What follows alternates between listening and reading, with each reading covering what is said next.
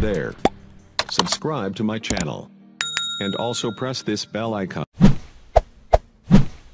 Bismillahirrahmanirrahim. Saudara-saudara dan seluruh yang hadir yang kami muliakan.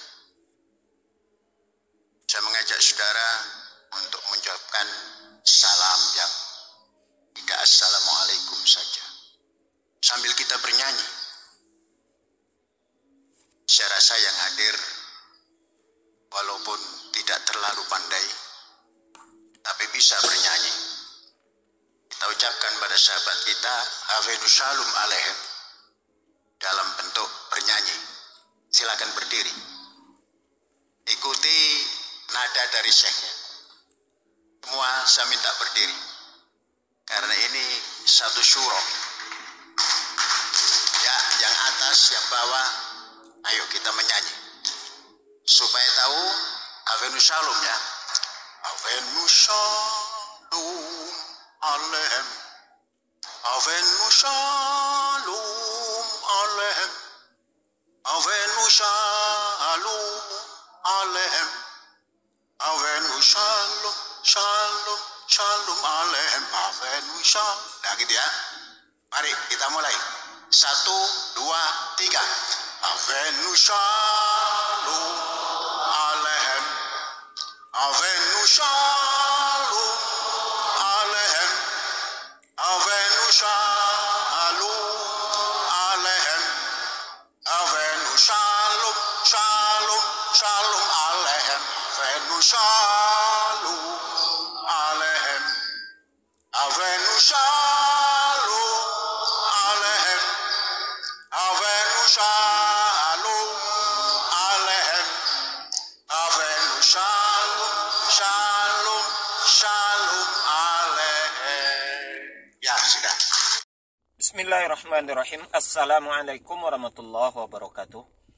Alhamdulillahi rabbil alamin. Assalatu wassalamu ala asrafil anbiya'i wal mursalin wa ala alihi wa sahbihi rasulillahi ajma'in. Rabbi shrah li sadri wa yassir li amri wahlul 'uqdatam min lisani yafqahu qawli. Alhamdulillah, puji syukur kita ucapkan kehadirat Allah Subhanahu wa taala. Sampai hari ini Allah masih memberikan kepada kita kesehatan dan kesempatan untuk selalu istiqomah berta'abbudi kepadanya. Salawat dan salam kepada Nabi Allah Muhammad sallallahu alaihi wasallam. Allahumma shalli ala Muhammad wa ala ali Muhammad. Uswatun hasanah buat kita semua. Contoh suri tauladan hidup untuk seluruh umat manusia. Saudara sekalian, baru saja sudah kita saksikan bersama sekilas, sekelumit cuplikan daripada pimpinan Pondok Pesantren Al Zaitun, atau nama beliau adalah Panji Gumilang, memimpin satu ucapan salam, dan sekaligus itu adalah doa bagi kaum Yahudi, ya. Ucapan ataupun doa selamat bagi kaum Yahudi yang biasa mereka pakai itu. Bahkan itu biasa juga dipakai bagi mereka untuk mengucapkan salam. Kalau kita assalamualaikum, dia mengucapkan shalom aleichem, biasanya begitu. Hal yang menarik memang di Al Zaitun ini, saudara, semakin hari semakin menarik, semakin hari semakin menggelitik, semakin hari semakin berani menampakkan penyimpangan-penyimpangan yang terjadi di dalam ajaran-ajaran Al Zaitun itu sendiri, Pondok Pesantren Al Zaitun itu sendiri.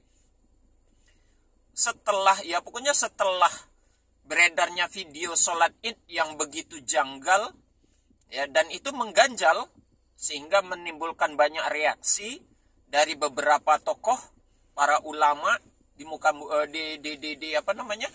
negara kita ini, ya. Sampai pada akhirnya kemarin saya juga mencoba menampilkan ataupun menampilkan video penyampaian dari seorang Profesor Dr. Kiai Haji Ahmad Zahro MA. Beliau salah satu pakar fikih di Indonesia ini, ya. Beliau paham betul tentang fikih, kajian-kajian fikih beliau begitu banyak di YouTube itu. Beliau sendiri sampai mengatakan sholat Id yang dilaksanakan di Al-Zaitun itu sungguh dimurkai, tercela begitu ya. Bahkan beliau mengatakan tidak sholat Id jauh lebih baik daripada sholat Id seperti itu. Juga beliau menanggapi kemarin itu berkaitan tentang khatib putri ya, khatib Jumat, khatib sholat Jumat itu akan dilaksanakan oleh santri putri, sampai beliau mengatakan ini sudah kiamat ya. Kiamat ya, nauzubillahi min zalik. Dan beliau juga mengatakan sholat Jumatnya batal begitu ya, tidak sah. Ini kan nyata-nyata satu ajaran yang sangat menyesatkan dan bertentangan dengan syariat Islam. Itu dinyatakan oleh Profesor Dr. Kiai Haji Ahmad Zahro MA.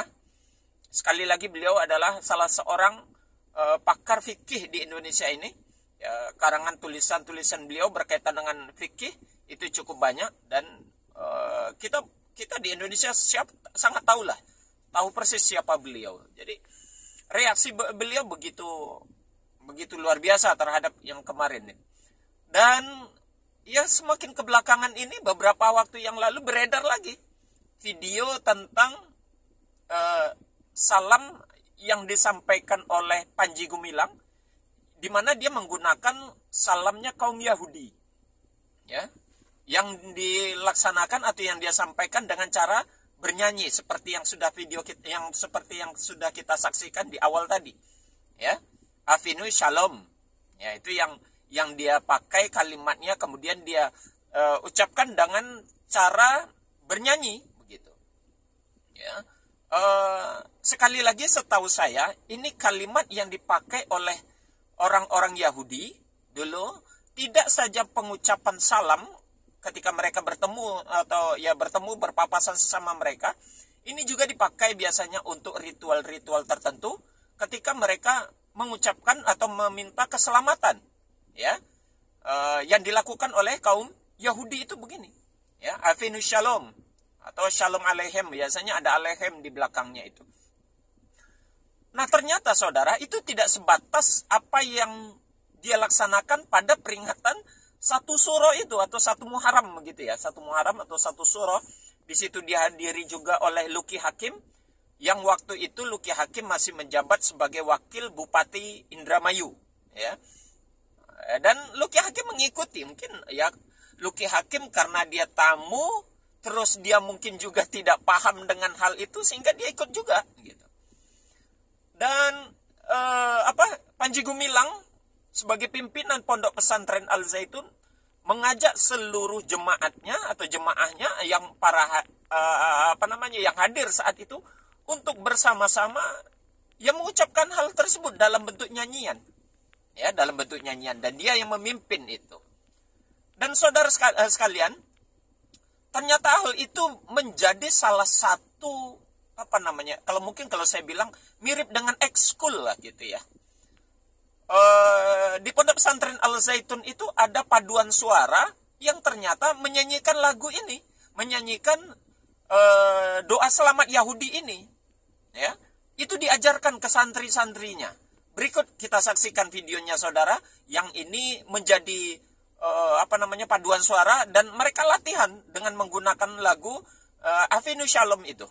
Berikut videonya saudara yang dilakukan oleh para santri Al-Zaitun.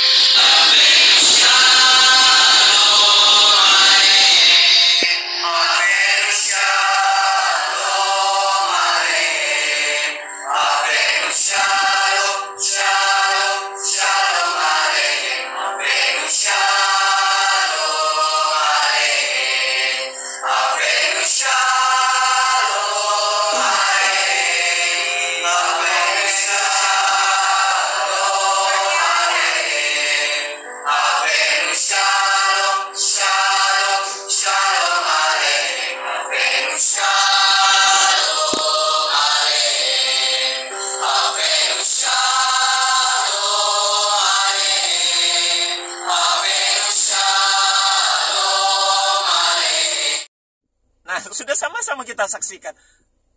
Subhanallah, Allah tidak menginginkan kita menyerupai kaum-kaum yang lain, ya.